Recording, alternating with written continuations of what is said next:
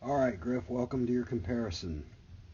And you get the pleasure of being compared to who I consider to be the greatest pure hitter of all time, Pete Rose.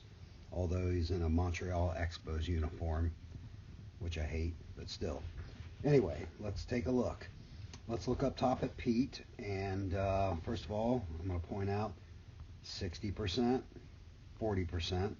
Hopefully you've gotten a chance to look at the MLB collection that I put up, and you'll know what that means. He's got 60% of his weight on the back foot, 40% of his weight on the front foot, which is a good thing. He's ready to load and stride into the ball. Now let's go down and take a look at you. I like what I'm seeing here. 60, 40, that's good news. Let's move forward. Okay, looking up at Pete, we're going to see how he has very, very little wasted motion. I'm sorry the video is a little grainy of him, but, he's old-timey. But anyway, let's look at his swing motion. Let's look at the principles and see if he follows the principles that I laid out in those videos. One being he is going to stride into the front leg, transferring that 60-40 into the front leg. Boom. You can clearly see that he does that. Next, what you want to see, does he turn his belt buckle to the pitcher? The stride is over with. Now the belt buckle starts turning. Bang, clearly he does that. Next in the chain will be his shoulders. At this point, his shoulders should be taken over. Yes, you can see he clearly does that. At this point, all he has left to do is swing the bat. That's dead last in the chain of events. So he likes what he sees. He's committed to the pitch. Now he's thrown everything into the ball. Now he's just going to let the bat happen.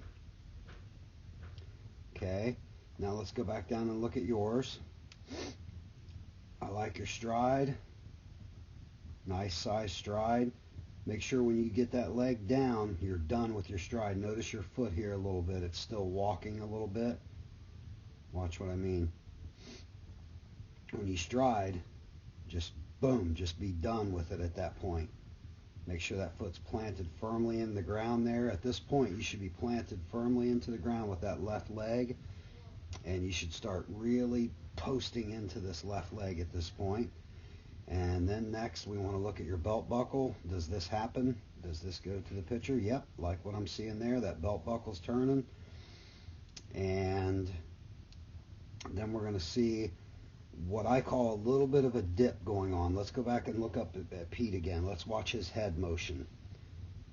If you notice, his head is completely under control. Very little wasted motion.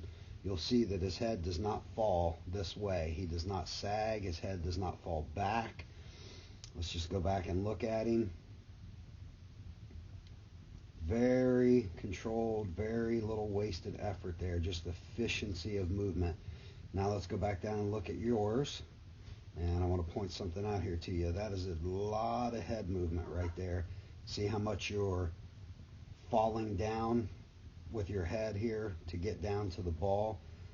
What I'd like to see is you just stay up with the head right here.